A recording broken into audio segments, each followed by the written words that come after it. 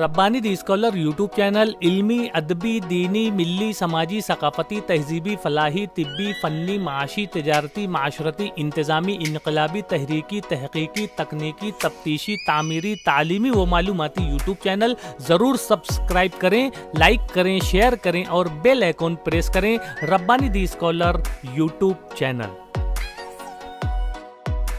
नाज़रीन इकराम अस्सलाम वालेकुम। Rabbani the scholar YouTube channel पर हम आपका एक मरतबा फिर इस्तकबाल करते हैं। जैसा कि आप तमाम नाज़रीन जानते हैं कि शहर अज़ीज़ मालेगांव के हुनहार तलबा व तालबात हमारे अपने इस प्लेटफॉर्म पर गाहे बगाए आते हैं और अपने पूरे जो तजुर्बात हैं, जो मुशाहिदात हैं, उनके जो सारे तरीक़ाकार हैं वो हमारे नाज़रीन, हमारे तलबा व तालबात के सामने वो शेयर करते हैं, जिससे एक माहौल बनता है, तालीमी और तरगीबी माहौल और तहरीक मिलती है। बड़ी ही खुशी व मसर्रत का मकाम है कि शहर अज़ीज़ का एक मारूफ खानवादा जो कि इल्मी, अदबी और एक तरह से कौमी यकजहती के उन्वान से एक ज़बरदस्त खिदमत देने वाला खानवादा प्रोफेसर अमानुल्लाह खान सर, आज इस खानवादे की एक हुनहार बच्ची ने अपना वो नाम रोशन किया है जो यहाँ के खानवादे की एक रिवायत रही है। यहाँ पर जहाँ प्रोफेसर अमानुल्लाह खान सर ने अपनी एक ज़बरदस्त खिदमत, इल्मी अदबी खिदमत पेश करके अपना एक नाम बनाया है, अपना एक मकाम बनाया है, अपनी एक शनाख्त बनाई है, वहीं उनके साहबजादगान में प्रोफेसर एहसान खान सर ने भी अलग मकाम बनाया है। वहीं पर प्रोफेसर रिजवानुल्लाह खान सर ने भी अपनी एक ज़बरदस्त शनाख्त बनाई है। आज मकाम मुसर्रत है कि शहर अज़ीज़ मालेगांव के प्रोफेसर रिजवानुल्लाह खान सर की साहबजादी डॉक्टर सानिया हमारे साथ यहाँ पर मौजूद हैं। मैं बहुत मुबारकबाद पेश करता हूँ और मैं हमारे नाज़रीन को बतलाता चलूँ कि डॉक्टर सानिया ने इस मरतबा यहाँ पर MBBS जो कि एक आला डिग्री है तिब्ब के शोबे में, आपने फ़र्स्ट क्लास पोजीशन हासिल करते हुए जो है एक नुमाया मकाम बनाया। मैं बहुत मुबारकबाद पेश करता हूं और Rabbani the scholar YouTube channel की जानिब से एक कलम का तोहफ़ा आपकी खिदमत में पेश करता हूं। बहुत शुक्रिया। आइए हम कुछ सवालात करते हैं डॉक्टर सानिया से। उनके वालिद मोहतरम रिजवानुल्लाह खान सर भी यहाँ पर मौजूद हैं। मैं आप दोनों का इस्तकबाल करता हूँ sir. Rabbani the scholar YouTube channel आप गाहे बगाए देखा करते हैं, हौसला अफजाई करते हैं। आज ये मौका मुयस्सर आया कि आपकी साहबजादी के साथ यहाँ पर मैं बात कर रहा हूँ हमारे इस प्लेटफॉर्म से, और यकीनन इस सेशन को देखने के बाद सैकड़ों तलबा व तालबात जो है उनके अंदर कोई ना कोई तहरीक पैदा होगी, ऐसी उम्मीद करता हूँ मैं। सानिया, मैं चाहूँगा कि आप हमारे नाज़रीन को बतलाएँ कि आपका मुकम्मल नाम क्या है और आपकी इब्तिदाई तालीम कहाँ पर हुई, और इब्तिदाई तालीम के बाद आपने सिलसिलावार तालीम जो हासिल करते हुए यहाँ इस मकाम तक पहुँची है कि आज आप MBBS में फ़र्स्ट क्लास पोजीशन लेकर कामयाब होती हैं, तो वो जो तालीमी सफ़र है आप हमारे नाज़रीन को बतलाएं। अस्सलाम वालेकुम। मेरा नाम सानिया रिजवान खान है और मैंने अपना एजुकेशन नासिक से शुरू किया था, sacred heart convent high school. वहाँ पर मैंने कुछ साल अपना शुरुआत किया था। उसके बाद मेरी डैडी का ट्रांसफ़र मालेगांव में हो गया। फिर उसके बाद मैं आदिनाथ में मैंने अपनी आगे की एजुकेशन 10th स्टैंडर्ड तक के कंप्लीट किया। फिर उसके बाद में 11th और 12th मैंने ATT से किया और वहीं पर मैंने शुरू कर दिया था नीट CT की तैयारी। और फिर आगे की पढ़ाई के लिए मैं औरंगाबाद गई। औरंगाबाद में मैंने कुछ टाइम वहाँ पर नीट और CT की पढ़ाई की। मेरे वक्त बहुत CT और नीट में बहुत कन्फ्यूजन था, तो दोनों की ही पढ़ाई की थी। और फिर मेरा admission Dhule Jawahar foundation ACPM medical college में हुआ और मैंने अपने 4.5 इयर्स वहीं पर मैंने 4 साल निकाले। सानिया, आप कैसा महसूस करती हैं कि आज आप एक डॉक्टर की डिग्री लेकर जो है आपके वालिद मोहतरम के बाजू में बैठी हुई हैं, तो आपके क्या एहसासात हैं कि आप अब डॉक्टर कहलाएंगी? मैं अपने आप को बहुत खुश नसीब मानती हूँ कि मैं इस प्रोफेशन में हूँ। मैंने अपनी फैमिली की वो जो परंपरा कहते हैं उसको फॉलो किया और मैं इस नोबल प्रोफेशन में आई। और इस प्रोफेशन में आने के बाद मुझे हमेशा से ख्वाहिश थी कि मैं अपने कम्युनिटी को जितना हो सके अपनी तरफ से सर्विस दे सकूं। तो काफ़ी खुशी हुई मुझे, मैं हमेशा से यही चाहती थी। मैं अल्लाह ताला का शुक्रगुज़ार हूँ कि उन्होंने मेरी मदद की, मुझे मेरे 4 साल आसानी से निकालने में मेरी मदद की। तो सानिया, मैं चाहूँगा कि आप हमारे नाज़रीन को बतलाएं कि ये जो डॉक्टर बनने का जो ख्वाब था जी। तो ये किसका ख्वाब था? क्या ये आपका अपना ख्वाब था या आपके वालिद मोहतरम का ख्वाब था या आपके दादा जान का ख्वाब था? ये किसका ख्वाब था? ये मेरी मम्मी का ख्वाब था। ये मेरे दादाजी, दादी माँ, मेरे डैडी का भी यही ख्वाब था कि मैं MBBS करूं, और मेरा भी यही ख्वाब था। और मेरी मम्मी के डेथ के बाद 2011 के बाद तो ये ख्वाब बहुत ज़्यादा और स्ट्रॉन्ग हो गया कि यही करना है अब बस। मैं चाहूँगा सानिया कि आप हमारे नाज़रीन को बतलाएं कि आपका ये जो कामयाबी हासिल करने का ये जो अचीवमेंट रहा है, ये आपने कितनी मेहनत, कितनी जिद्दोजहद, कितनी लगन, कितनी तड़प और किस तरह से आपने अपना टाइम शेड्यूल तय किया, किस तरह से आपने स्टडी की जो आज आप इस मकाम पर पहुंची? इस मकाम पे आने के लिए शुरू से मैंने बहुत मेहनत की।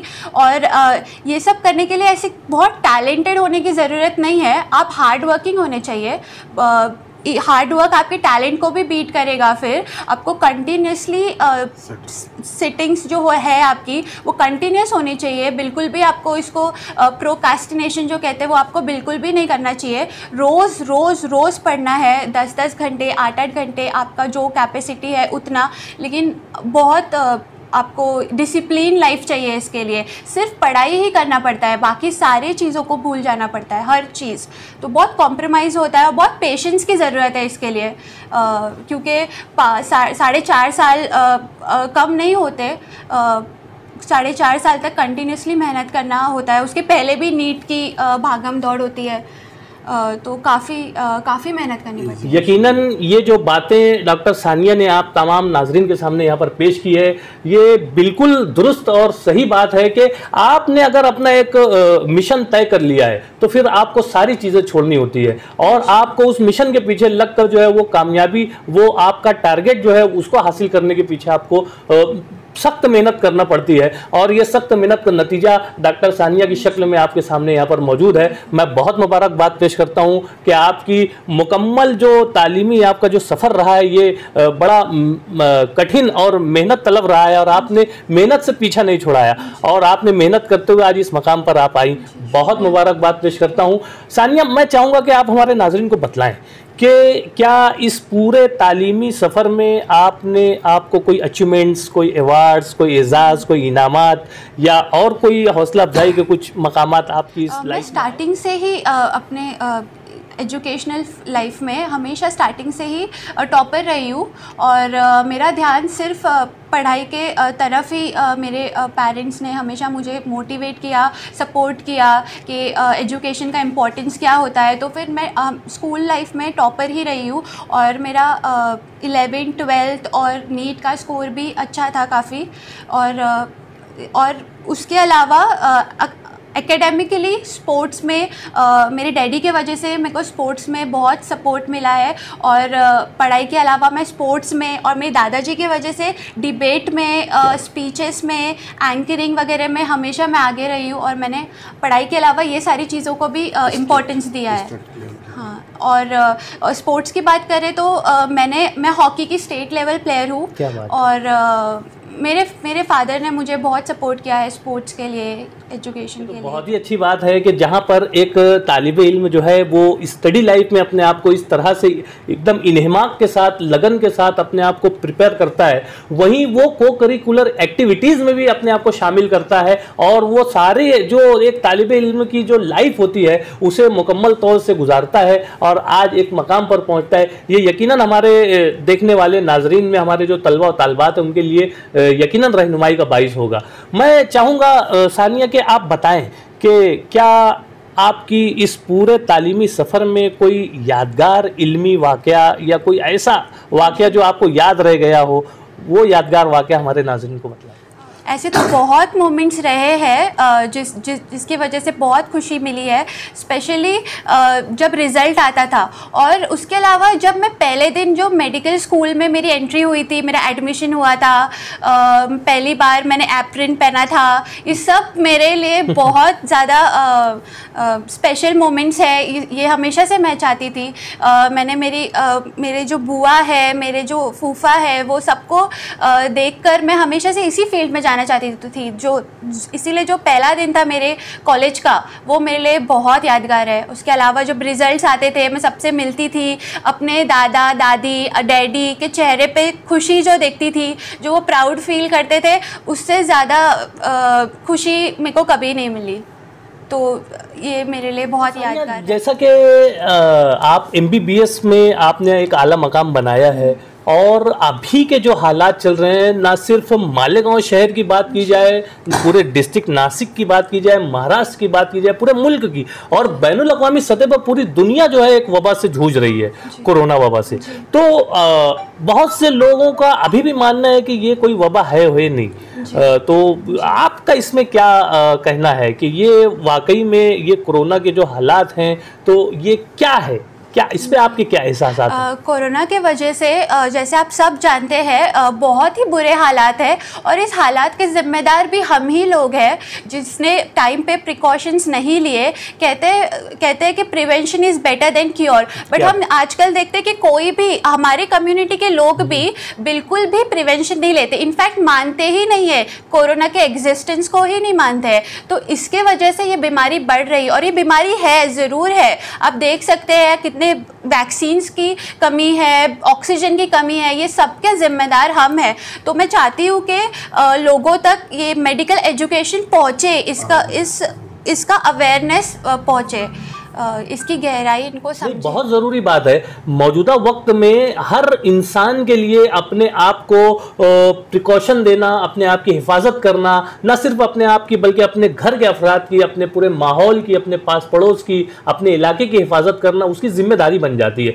बहुत ही अच्छी बात बताई डॉक्टर सानिया ने कि इसके जिम्मेदार हम हैं। अगर हम जागरूक हो जाते हैं, हम बेदार हो जाते हैं, तो यकीनन बहुत सारी बीमारियों से हम अपने आप को महफूज कर सकते हैं। बेहतरीन मैसेज जा रहा है डॉक्टर सानिया के जरिए से, हमारे इस platform Rabbani the scholar YouTube channel के जरिए से।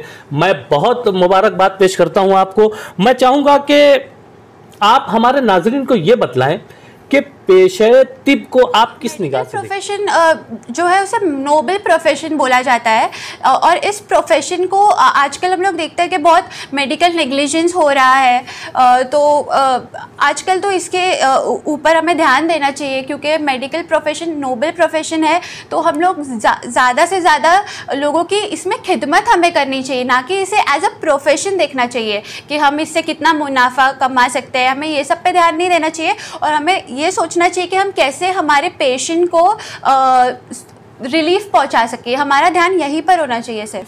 बहुत ही अच्छी बात बताई। एक डॉक्टर के लिए और हर किसी के लिए, हर पेशे से मुंसलिक, एक टीचर के लिए भी अपनी समाज की जिम्मेदारियां होती है, एक डॉक्टर के लिए भी अपने पेशेंट्स की और अपने समाज की जिम्मेदारियां होती हैं, एक वकील के लिए भी ये जिम्मेदारियां होती है कि वो अपने क्लाइंट को सही मशवरा दे, सही उसकी गाइडलाइन करे। हर तरह से बहुत ही बेहतरीन बात बताई है। एक नेक जज्बात के साथ डॉक्टर सानिया यहाँ पर इजहार ख्याल कर रही हैं। मैं चाहूँगा डॉक्टर सानिया कि आप हमारे नाजरीन को ये बतलाएं कि औरतों के लिए इस शोबे में क्या मौके हैं, आप वो हमारे नाज़रीन। मेरा ऐसे मानना है कि औरतों के लिए, आदमियों के लिए इक्वल अपॉर्चुनिटीज़ है। ऐसा कुछ नहीं है कि औरत ये नहीं कर सकती, वो नहीं कर सकती। आजकल औरतें पहले सिर्फ गायनी फील्ड में जाती थी, पर अभी आप देखेंगे वो जनरल सर्जरी भी करती है, मेडिसिन भी करती है। औरतों में भी आप उनको देखोगे हर जगह, इवन कैंसर स्पेशलिस्ट भी आजकल मैंने देखा है काफ़ी औरतों में देखा है मैंने कि वो इतना ज़्यादा डिटर्मिनेशन होता है उनके अंदर। तो इक्वल अपॉर्चुनिटीज़ है दोनों के लिए। बेहतरीन बात यहाँ पर बतला रही हैं डॉक्टर सानिया। मैं चाहूँगा कि आप हमारे नाजरीन को बतलाएं कि आपके अज़ाइम क्या हैं, आप मुस्तकबिल में मज़ीद क्या करना चाहती हैं और आप क्या कर रही हैं और क्या करना चाहती हैं? अभी तो मेरा फाइनल ईयर MBBS कंप्लीट हुआ है। इसके बाद मेरा 1 साल का इंटर्नशिप रहेगा। उसके बाद मैं PG इंशाल्लाह मैं PG करूँगी। आप लोग दुआ करें कि मेरा PG में भी एडमिशन हो जाए और इसी तरह मैं अपने फैमिली का नाम रोशन। एक आखिरी सवाल मैं आपसे करना चाहूँगा कि आप हमारे जो नाजरीन में हमारे जो तलबा और तालबात हैं उन्हें कोई मैसेज दें, उन्हें कोई पैगाम दें कि वो किस तरह से अपनी तालीमी लाइफ को गुजारे? एजुकेशन सबसे ज़्यादा इम्पॉर्टेंट चीज़ है फ़िलहाल। इवन कुरान में भी लिखा हुआ है कि सबसे पहले इल्म हासिल करो, और हमारे कम्युनिटी के लोग इस चीज़ में पीछे रह जाते हैं। तो मैं चाहती हूँ कि हमारे कम्युनिटी से भी लोग आगे बढ़े, तालीम पर ध्यान दें, हार्डवर्क करें। आप हार्डवर्क ऐसे, जैसे मैंने पहले भी कहा, बहुत टैलेंटेड होना ज़रूरी नहीं है। आप हार्डवर्क करोगे तो फिर आप इस फील्ड में भी आ सकते हो। और डॉक्टर एक बहुत ही नोबल प्रोफेशन है। तो मैं चाहती हूँ कि आज की जनरेशन जो है इस प्रोफेशन में आए, लोगों को सर्विस दे, तो लोगों को सर्विस देने के बाद जो सेटिस्फैक्शन मिलता है उसको फील करें। क्या बात। यकीनन ये एहसासात लेकर डॉक्टर सानिया नौजवान हौसलामंद खातून बनकर हमारे शहर के लिए एक ज़बरदस्त तिब के शोबे में इजाफा मैं समझता हूँ इसे। मैं बहुत मुबारकबाद पेश करता हूँ। बहुत ही अच्छे जवाबात आपने हमारे नाज़रीन के लिए दिए, बहुत शुक्रिया आपका। आइए रिजवान खान सर से भी हम कुछ बात कर चलें कि रिजवान खान सर भी दर्स व तदरीस से वाबस्ता हैं, साथ ही साथ आप जो है स्पोर्ट्स में स्पिरिट लेकर चल रहे हैं, साथ ही साथ आप समाज व माशरे में भी अपना एक मकाम बनाकर रखा है आपने, और समाजी खिदमात का जब भी जिक्र होता है तो एक तरह से रिजवान खान सर का नाम भी ज़बान पर आता है। आइए हम जानते हैं कि वो क्या महसूस करते हैं कि उनकी बेटी जो है डॉक्टर सानिया जो है MBBS में आला मकाम हासिल करती है। तो रिजवान खान सर, आप बताएं हमारे नाजरीन को कि आप क्या महसूस करते हैं? 55, 55 और 95 हर उम्र के अफराद के लिए यकसा मुफीद मुफाद आम्मा का आलम बरदार। ज़रूर सब्सक्राइब करें, लाइक करें, शेयर करें और बेल आइकॉन प्रेस करें। Rabbani the scholar YouTube channel.